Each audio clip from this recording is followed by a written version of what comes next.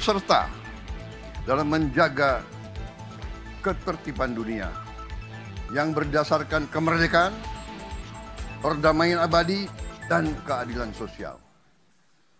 Pertama-tama, izinkan saya menyampaikan bahwa undangan ini, di mana saya diminta berbicara di hadapan majelis yang penting ini, adalah kehormatan besar bagi saya sebagai Presiden Republik Indonesia. Hari ini saya berbicara dengan wakil-wakil dari seperempat manusia yang ada di bumi ini. Saudara-saudara adalah wakil-wakil dari seluruh umat Islam, dari negara-negara Islam di dunia. Karena itu, ini adalah kehormatan yang sangat baik bagi saya. Terima kasih atas kehormatan ini. Pada hari yang baik ini, di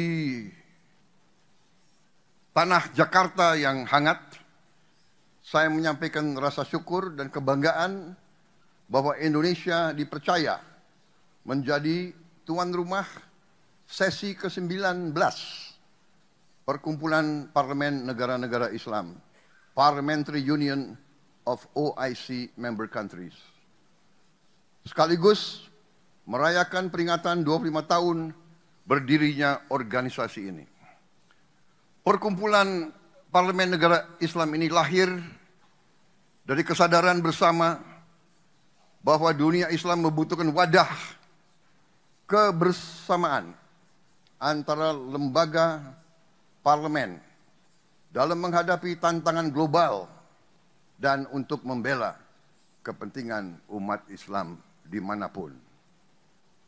Sejak dibentuk pada tahun 1999, Perkumpulan Parlemen Negara-Negara Islam bertekad menjadi jembatan diplomasi parlementer yang memperkuat solidaritas, menyuarakan keadilan, dan menghadirkan solusi-solusi bagi masalah-masalah yang pelik dalam kehidupan global. Dalam hal ini dan dalam dunia yang kini tengah dilanda polarisasi, konflik, saingan antara negara-negara besar, keberadaan organisasi ini semakin penting, semakin relevan, dan semakin mendesak. Lebih dari itu, izinkan saya menegaskan bahwa konstitusi negara kami, Undang-Undang Dasar 1945, secara tegas mengamanatkan kepada bangsa Indonesia untuk turut serta dalam menjaga ketertiban dunia yang berdasarkan kemerdekaan, perdamaian abadi, dan keadilan sosial. Ini adalah kompas moral dan dasar pijakan utama kebijakan luar negeri bangsa Indonesia. Hadirin sekalian yang saya hormati dan saya muliakan, sebelum kita membahas isu-isu besar yang tengah dihadapi dunia Islam sekarang, saya mengajak kita semua merenungkan kisah dan keteladanan para tokoh besar dalam sejarah Islam. Kisah-kisah mereka bukan hanya catatan sejarah, tetapi sumber nilai dan sumber inspirasi yang sangat relevan bagi tantangan yang kita hadapi hari-hari ini. Kita bisa belajar dari keberanian mereka, keteguhan mereka, kecerdasan mereka dalam membela kebenaran, dan keberhasilan mereka dalam membangun peradaban. Salahuddin Al-Ayyubi, penakluk Yerusalem, mengajarkan kita tentang keadilan dan kebesaran hati saat berhasil merebut kota suci dari tentara salib. Ia tidak membalas dendam. Ia bahkan memberi jaminan keamanan bagi musuh-musuhnya. Beliau memberi contoh, selalu melindungi yang lemah, selalu melindungi yang tertindas.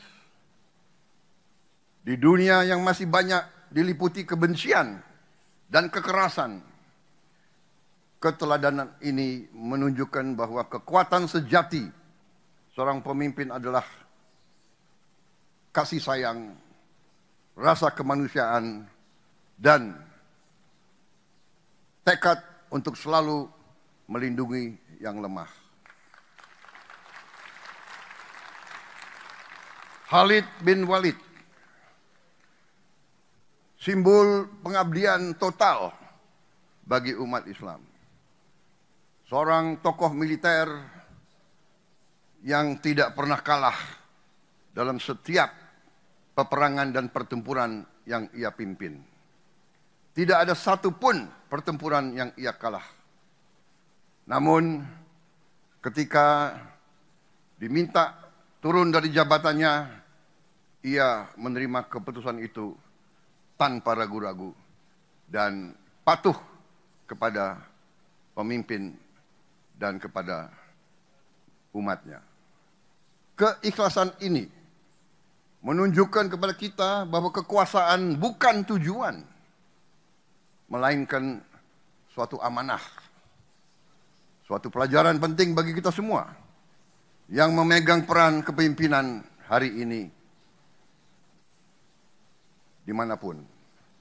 Saudara-saudara, Umar bin Khattab membangun pemerintah yang adil dan efisien. Ia meyakini untuk memeriksa keadaan rakyatnya. Ia tidak rela melihat rakyatnya diperlakukan dengan tidak adil. Dan ia tidak segan menghukum aparatnya yang lalai dan yang tidak melindungi dan melayani rakyatnya. Dalam konteks hari ini,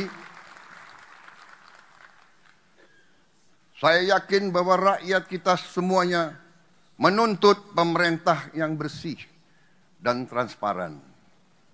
Teladan Umar bin Khattab adalah panggilan untuk bertindak, bukan sekedar berwacana. Karena itu saya sangat menghormati tema pertemuan ini, yaitu good governance dan strong institutions.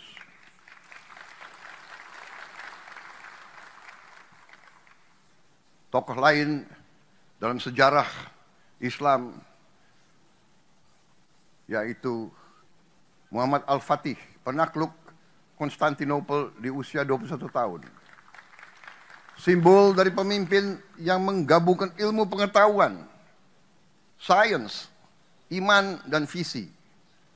Ia mempersiapkan penaklukan bukan hanya dengan kekuatan, tapi dengan teknologi, logistik, dan moral yang tinggi.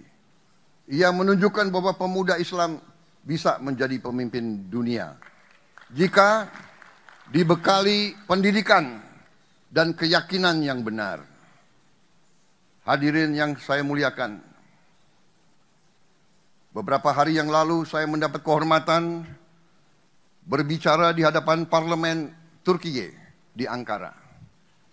Dalam forum itu saya menegaskan kembali komitmen Indonesia, komitmen bangsa Indonesia yang tidak akan pernah surut, tidak akan pernah berhenti dalam membela hak rakyat Palestina untuk merdeka.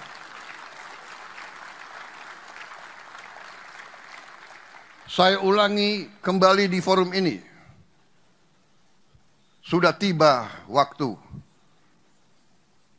Jangan kita sekedar berdiskusi. Jangan menyusun resolusi lagi.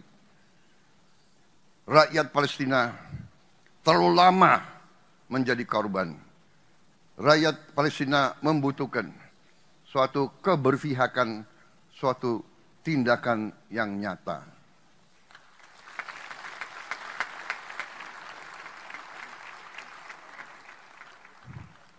Indonesia akan terus berdiri bersama Palestina.